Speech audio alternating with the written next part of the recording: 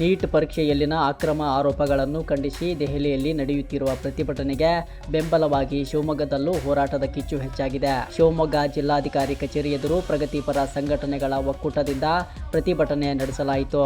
ಸಾಮಾಜಿಕ ಕಾರ್ಯಕರ್ತ ಸೋನಂ ವಾಂಗ್ಚುಕ್ ಹಾಗೂ ವಿದ್ಯಾರ್ಥಿಗಳು ನಡೆಸುತ್ತಿರುವ ಉಪವಾಸ ಸತ್ಯಾಗ್ರಹದ ಬಗ್ಗೆ ಕೇಂದ್ರ ಸರ್ಕಾರ ತಕ್ಷಣ ಗಮನ ಹರಿಸಬೇಕು ಎಂದು ಪ್ರತಿಭಟನಾಕಾರರು ಆಗ್ರಹಿಸಿದರು. ಸೋನಂ ವಾಂಗ್ಚುಕ್ ಹಾಗೂ ಹೋರಾಟದಲ್ಲಿರುವ ವಿದ್ಯಾರ್ಥಿಗಳ ಜೀವ ರಕ್ಷಣೆಗೆ ರಾಷ್ಟ್ರಪತಿ ದ್ರೌಪದಿ ಮುರ್ಮು ಅವರು ಕೂಡಲೇ ಮಧ್ಯ ಪ್ರವೇಶಿಸಬೇಕು ಎಂದು ಒಕ್ಕೂಟ ಒತ್ತಾಯಿಸಿದೆ. ಇದೇ ವೇಳೆ ನೀಟ್ ಪರೀಕ್ಷೆ ಅಕ್ರಮ ಪ್ರಕರಣದ ನೈತಿಕ ಹೊಣೆ ಹೊತ್ತ ಕೇಂದ್ರ ಶಿಕ್ಷಣ ಸಚಿವ ಧರ್ಮೇಂದ್ರ ಪ್ರಧಾನ್ ಅವರು ರಾಜೀನಾಮೆ ನೀಡಬೇಕು ಎಂದು ಆಗ್ರಹಿಸಲಾಯಿತು. ಪ್ರತಿಭಟನೆಯ ವೇಳೆ ಕೇಂದ್ರ ಸರ್ಕಾರ ಮತ್ತು ಧರ್ಮೇಂದ್ರ ಪ್ರಧಾನ್ ವಿರುದ್ಧ ಘೋಷಣೆಗಳು ಕೂಗಿ ಆಕ್ರೋಶ ವ್ಯಕ್ತಪಡಿಸಿದ ಪ್ರತಿಭಟನಾಕಾರರು ತಮ್ಮ ಬೇಡಿಕೆಗಳನ್ನು ಒಳಗೊಂಡ ಮನವಿ ಪತ್ರವನ್ನು ಜಿಲ್ಲಾಧಿಕಾರಿ ಮೂಲಕ ರಾಷ್ಟ್ರಪತಿಗಳಿಗೆ ಸಲ್ಲಿಸಿದರು. ಪ್ರಜಾಪ್ರಭುತ್ವದ ಸೌಂದರ್ಯವಾದ ಪಾರ್ಲಿಮೆಂಟಿಗೆ ಎಲ್ಲ ಜನ ಹೋಗಿ ಮುತ್ತಿಗೆ ಹಾಕಿ ಈ ನೀಟ್ ಹಗರಣ ಏನಿದೆಯೋ ಈ ನೀಟ್ ಹಗರಣದ ಪ್ರಮುಖ ಆರೋಪಿ ಮತ್ತು ಲಕ್ಷಾಂತರ ವಿದ್ಯಾರ್ಥಿಗಳ ಬದುಕಿಗೆ ಕಂಟಕಪ್ರಾಯವಾದ ಧರ್ಮೇಂದ್ರ ಪ್ರಧಾನ್ ರಾಜೀನಾಮೆ ಕೊಡಬೇಕು ಅನ್ನುವ ಬೇಡಿಕೆಯನ್ನು ನೀವು ಮುಂದುವರಿಸಬೇಕು. ಸೋನಂ ಅವರು ಬಹಳ ದೊಡ್ಡ ಪರಿಸರವಾದಿ.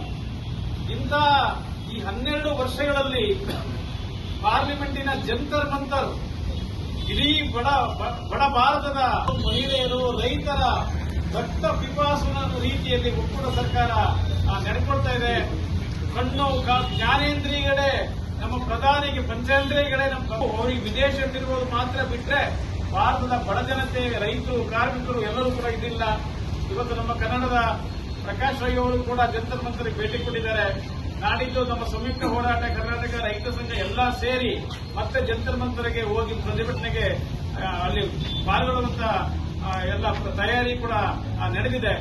ಇದು ಕೇವಲ ಸೋನಂ ರಾಜ್ಯ ಸರ್ಕಾರದ ವಿರುದ್ಧ ಒಂದು ರೀತಿಯ ನಾಗರಿಕ ಪ್ರತಿಭಟನೆ, ಒಂದು ನೈತಿಕವಾಗಿ ಅವರಿಗೆ ಬೆಂಬಲ ಕೊಡೋದು, ನಾವು ಮನುಷ್ಯರಾಗಿ ಭೂಮಿಯ ಮೇಲೆ ಭರತಗಳಲ್ಲಿ ಹುಟ್ಟಿದ್ದು ನಮ್ಮೆಲ್ಲರ ಕರ್ತವ್ಯ ಅಂತ ತಿಳಿದು ಎಲ್ಲ ಜಿಲ್ಲೆಯಾದ್ಯಂತಲೂ ಕೂಡ ಇವತ್ತು ಈ ಪ್ರತಿಭಟನೆಯನ್ನು ಮಾಡ್ತಿದ್ದೀವಿ.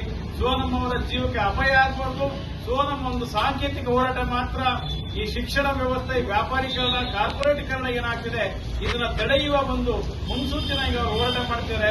ಅವರೆಲ್ಲರಿಗೂ ಕೂಡ ನಮ್ಮೆಲ್ಲ ಶಿವಮೊಗ್ಗದ ಕರ್ನಾಟಕದ ಬೆಂಬಲ ಇದೆ ಅಂತ ಹೇಳಿ ಈ ಮಸ್ಕೊಂಡು ಅವರಿಗೆ ಬಲವಂತವಾಗಿ ಆಹಾರವನ್ನು ನೀಡುವ ಕ್ರಿಯೆ ನಡೀತಾ ಇದೆ. ಅದು ಕೂಡ ಒಂದು ಅಮಾನುಷವಾದಂತಹ ಕ್ರಿಯೆಯಲ್ಲಿ ಅವರನ್ನ ಬಂಧಿಸಲ್ಪಡುತ್ತದೆ.